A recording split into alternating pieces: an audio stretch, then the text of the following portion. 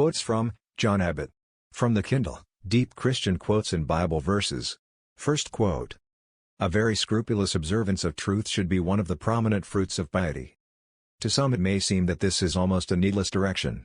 In fact, parents are very slow to be convinced that their children ever tell falsehoods at all. It is an almost invariable rule, that all mothers believe that their children always speak the truth, and it is a rule almost equally invariable, that they are all mistaken. Children generally will say what is false, until they are taught to speak the truth. Sometimes they are thus taught very early, and in such cases the mother, forgetting the infantile falsehoods, says that she never knew her child to tell a lie. Second quote. The spirit of forgiveness is one of the fruits of piety. The mother must cultivate this spirit herself, and inculcate it upon her children. Teach them that the rule of Christianity is, love your enemies. Do good to those who hate you. Pray for the happiness of those who curse you. Pray for those who hurt you. If someone slaps you on one cheek, turn the other cheek.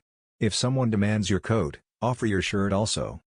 Give what you have to anyone who asks you for it, and when things are taken away from you, don't try to get them back. Do for others as you would like them to do for you. The mother must inculcate this principle, like all the others, by her own example.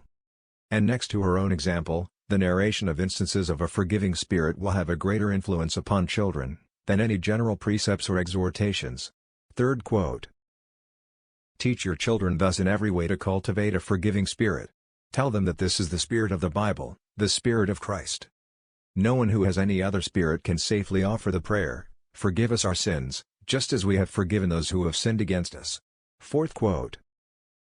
Parents must have deep devotional feelings themselves. It is certainly vain to hope that you can induce your children to fix their affections upon another world, while yours are fixed upon this present world. Your example will counteract all the influence of your instructions. Unless Christian feelings animate your heart, it is folly to expect that you can instill those principles into the hearts of your children.